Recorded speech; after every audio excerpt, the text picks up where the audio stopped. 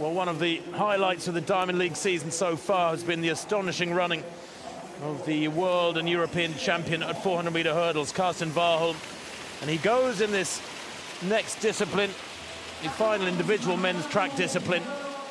TJ Holmes will go in lane 9, 5th in the World Championships 2 years ago, 2nd in the US Championships. He was 5th in Paris last Saturday, still in reasonable form. He's run 48.5 this season. That was at the US Championships. And there is Warholm, unbeaten this year, the world number 1. 4 national records last year, 2 European records this year.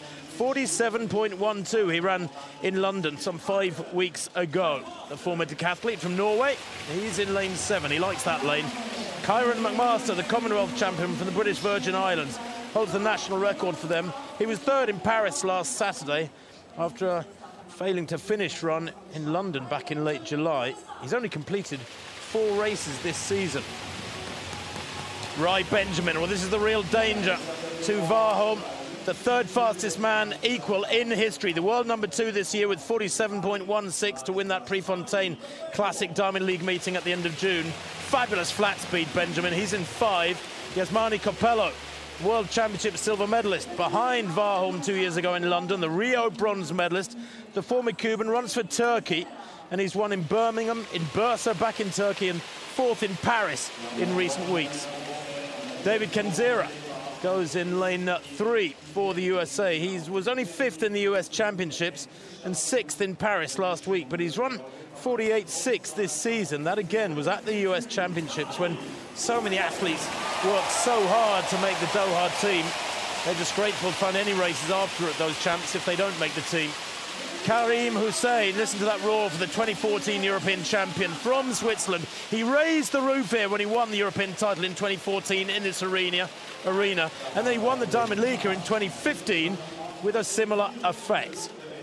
He goes in 2, and Thomas Barr of Ireland, had a chat with him just I was munching on my lunch, and the European Championship bronze medalist last year. I said, lane 1 again, eh, Tom? And he said, yeah, I'm getting used to it now. He said, I'm just happy to have a lane.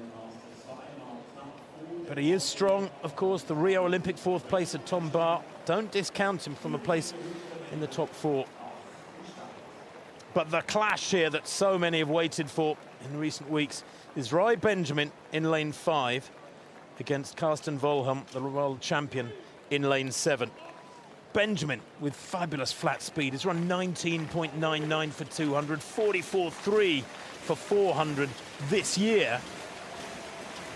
Whereas Warholm, well, he's been improving his flat speed. Don't forget, he's European indoor 400-meter champion from Glasgow back in February. He's a fierce trainer, the former decathlete. He's had wins so far this year in Stockholm, Oslo, and Paris. And his European record in London, 47.12, tops the world rankings. For the first time in many years, the Americans have a major challenger. They're fairly rare in this discipline. So Barr of Ireland in 1, Hussein of Switzerland in 2, Kenzera of the USA 3, Coppello goes in 4 for Turkey, then Rai Benjamin in 5, watch him in the headband. McMaster goes in 6, the Commonwealth champion from the British Virgin Islands. Warholm in 7, TJ Holmes in lane 8.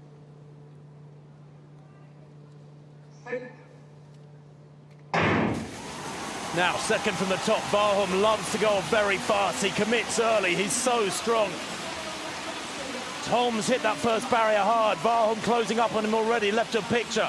Benjamin looking very strong in the headband, nice and smooth. He's long and lean. Little stutter at that barrier from Benjamin was there halfway down the back straight as Warholm leads by a couple of strides there. Left a picture. Benjamin beginning to close on him now. Good running between them from Kyron McMaster, although he's losing ground now. But Benjamin has the advantage of having Warholm in his sights.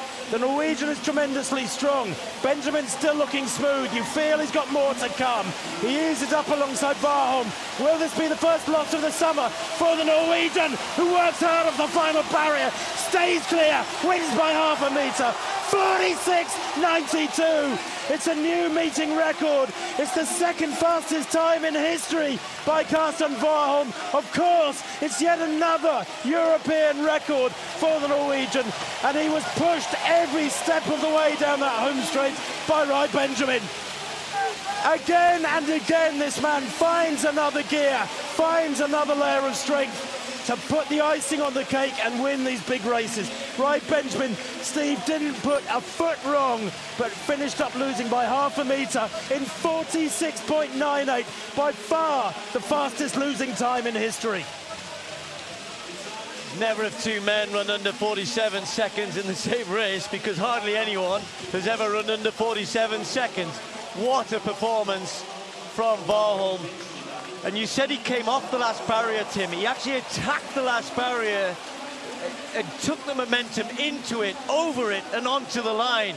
That's what was startling, because as they came to that 10th flight, Benjamin was only half a metre behind, and he opened up another metre, or maybe turned it into a metre, and Benjamin came back again, but not enough. I love this guy. I really do love this guy. Benjamin is good. He's very, very good.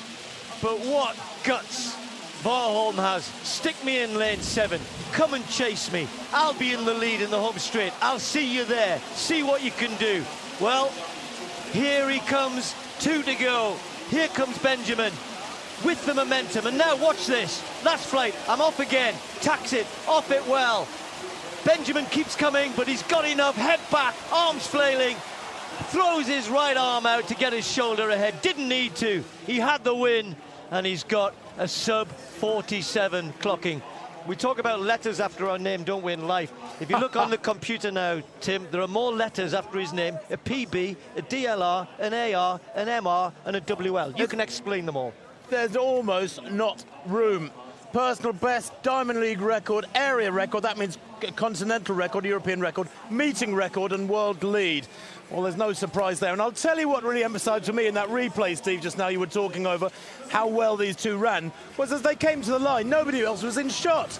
The gap behind them was monstrous. I mean, third place, Karen McMaster, brilliant run for the Commonwealth champion, 48.58, but he's in a different race altogether.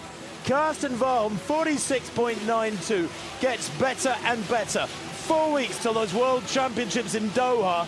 Can he hold that form? Because if he can, he's going to retain that world title, and he is in utter shock there. He is such good news for the sport. He's full of charisma. He's always smiling. He and his coach like father and son. Wonderful shared sense of humour. He ticks every single box. He's a marketing man's dream, and that is the shot that will perhaps represent the best performance of the season, maybe up to and after Doha.